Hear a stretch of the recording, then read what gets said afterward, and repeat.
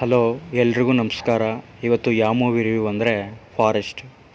ಈ ಥರ star casting ಬಂದು ಚಿಕ್ಕಣ್ಣ, ರಂಗಣ್ಣ ರಘು, ಗುರುನಂದನ್, ಅನೀಶ್ ತೇಜೇಶ್ವರ್, ಅರ್ಚನಾ ಕೊಟ್ಟಿಗೆ ಮುಖ್ಯ ಭೂಮಿಕೆಯಲ್ಲಿ ಕಾಣಿಸ್ಕೋತಾರೆ. ಇದರ ಕತೆ ಶುರುವಾಗೋದೇ ಹಳ್ಳಿಯಿಂದ ಶುರುವಾಗೋ ಕತೆ ಫಾರೆಸ್ಟಲ್ಲಿ ಎಂಡ್ ಆಗುತ್ತೆ.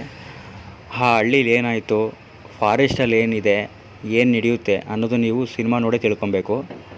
ಹಾಗೂ ಇದರಲ್ಲಿ ವೀರಪ್ಪ ಅನ್ನೋರು ಕೂಡ ಎಂಟ್ರಿ ಕೊಟ್ಟಿದ್ದಾರೆ. ಆದರೆ ಅದರ ಹೆಸರು ಚೇಂಜ್ ಮಾಡಿದ್ದಾರೆ, ಬೀರಪ್ಪ ಅಂತ.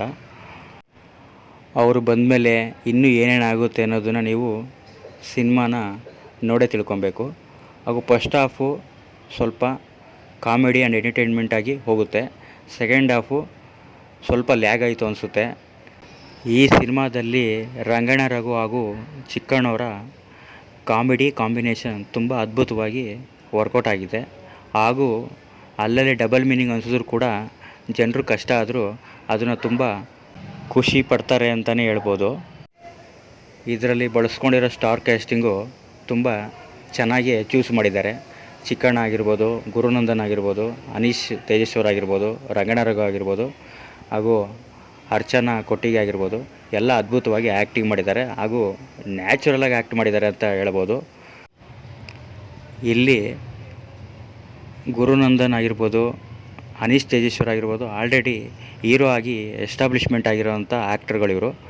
ಆದರೂ ಹೀರೋ ಅಂತ ಅಂದೆ ಒಂದೇ ಸಿನಿಮಾದಲ್ಲಿ ಕರ್ಕೊಂಡು ಬಂದು ಡೈರೆಕ್ಟ್ರು ಚಂದ್ರಮೋಹನ್ ಅವರು ತುಂಬ ಅದ್ಭುತವಾಗಿ ಆ್ಯಕ್ಟಿಂಗ್ ಮಾಡಿಸಿದ್ದಾರೆ. ಹಾಗೂ ಇವರು ಕೂಡ ತುಂಬ ಅದ್ಭುತವಾಗಿ ಆ್ಯಕ್ಟಿಂಗ್ ಮಾಡಿದ್ದಾರೆ. ಈ ಸಿನಿಮಾದಲ್ಲಿ ಇಬ್ಬರು ಲೇಡಿ ಆ್ಯಕ್ಟ್ರ್ ಇದ್ದಾರೆ. ಅದರಲ್ಲಿ ಮೇಯ್ನಾಗಿ ಬಂದು ಅರ್ಚನಾ ಕೊಟ್ಟಿಗೆ ಅವರು ತುಂಬ ಅದ್ಭುತವಾಗಿ ಆ್ಯಕ್ಟಿಂಗ್ ಮಾಡಿದ್ದಾರೆ. 4 ಜನ ಮೆನ್ಸ್ ಆ್ಯಕ್ಟರು, ಇವರೊಬ್ಬರೇ ಲೇಡಿ ಆ್ಯಕ್ಟರು. ಅದು ಅರ್ಚನಾ ಕೊಟ್ಟಿಗೆ ಅವರು ತುಂಬ ಅದ್ಭುತವಾಗಿ ನಟನೆ ಮಾಡಿದ್ದಾರೆ. ಹಾಗೂ ಅವರ ರೋಲ್ಗೆ ಜೀವ ತುಂಬಿದ್ದಾರೆ ಅಂತಲೇ ಹೇಳ್ಬೋದು. ಈ ಸಿನಿಮಾನ ಫಾರೆಸ್ಟಲ್ಲೇ ಶೂಟ್ ಮಾಡಿರೋದ್ರಿಂದ ತುಂಬ ನ್ಯಾಚುರಲಾಗಿ ಮೂಡಿ ಬಂದಿದೆ. ಈ ಸಿನಿಮಾನ ಮೊದಲಿಂದ ಕೊನೆಗಂಟ ನೋಡೋರಿಗೆ ತುಂಬ ಕ್ಯೂರಿಯಾಸಿಟಿನೂ ಇರುತ್ತೆ ಹಾಗೂ ನಗಿಸುತ್ತೆ ಕೂಡ.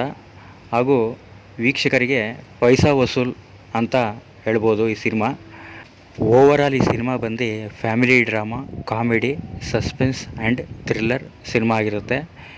ಇದನ್ನು ಮಸ್ಟ್ ವಾಚ್ ಅಂತಲೇ ಹೇಳ್ತೀನಿ ವೀಕ್ಷಕರಿಗೆ. ಎಲ್ಲೂ ಕೂಡ ಬೇಜಾರಾಗ್ದಂಗೆ ಡೈರೆಕ್ಟ್ರು ಅಚ್ಚುಕಟ್ಟಾಗಿ ಅವರ ಕೆಲಸನ ನಿರ್ವಹಿಸಿದ್ದಾರೆ ಅಂತ ಹೇಳ್ಬೋದು. ಅದ್ರ ತಕ್ಕಂಗೆ ಆ್ಯಕ್ಟರ್ಗಳು ಕೂಡ ತುಂಬ ಅದ್ಭುತವಾಗಿ ನಟನೆ ಮಾಡಿದ್ದಾರೆ. ಎಲ್ಲೂ ನಿಮಗೆ ಬೋರಿಂಗ್ ಆಗಲ್ಲ.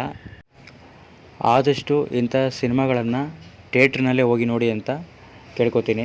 ಯಾಕೆಂದರೆ ತುಂಬ ಚೆನ್ನಾಗಿರುತ್ತೆ. ಥಿಯೇಟ್ರಲ್ಲಿ ನೋಡಿದ್ರೆ ಅದರ ಬ್ಯಾಕ್ಗ್ರೌಂಡ್ ಮ್ಯೂಸಿಕ್ ಆಗಿರ್ಬೋದು, ಮಾಮೂಲಿ 2 ಸಾಂಗ್ ಇದೆ, ಅದು ಕೂಡ ಚೆನ್ನಾಗಿದೆ. ಈ ಕಥೆಯಲ್ಲೇ ಅದು ಬಂದು ಹೋಗೋದು ಗೊತ್ತಾಗೋದಿಲ್ಲ. ತುಂಬ ಅದ್ಭುತವಾಗಿದೆ ಸಾಂಗ್ ಕೂಡ. ಆದರೆ ಥಿಯೇಟ್ರ್ ನೋಡಿದ್ರೆ ಅದ್ರ ಮಜನೇ ಬೇರೆ ಇದೆ. ಹಾಗೂ ಬ್ಯಾಕ್ಗ್ರೌಂಡ್ ಸ್ಕೋರ್ ಆಗಿರ್ಬೋದು, ಮಾಮೂಲಿ ಎಫೆಕ್ಟ್ಸ್ ಇರ್ಬೋದು, ತುಂಬ ಚೆನ್ನಾಗೇ ಮೂಡಿ ಬಂದಿದೆ. ಇಲ್ಲಿಗೆ ನನ್ನ ರಿವ್ಯೂನ ಮುಗಿಸ್ತಾ ಇದ್ದೀನಿ. ಮುಂದೆ ಹೊಸ ಸಿನಿಮಾದ ರಿವ್ಯೂ ಜೊತೆಗೆ ನಿಮ್ಮ ಮುಂದೆ ಬರ್ತೀನಿ ಅಂತ ಹೇಳ್ತಾ, ಯಾರು ಈ ಚಾನಲ್ನ ಸಬ್ಸ್ಕ್ರೈಬ್ ಮಾಡ್ಕೊಳ್ಳಿ. ಪಕ್ಕದಲ್ಲೇ ಬೆಲ್ ಐಕನ್ ಇದೆ, ಅದನ್ನು ಕೂಡ ಕ್ಲಿಕ್ ಮಾಡ್ಕೊಳ್ಳಿ. ಮುಂದೆ ಸಿಗುವ. Thank you.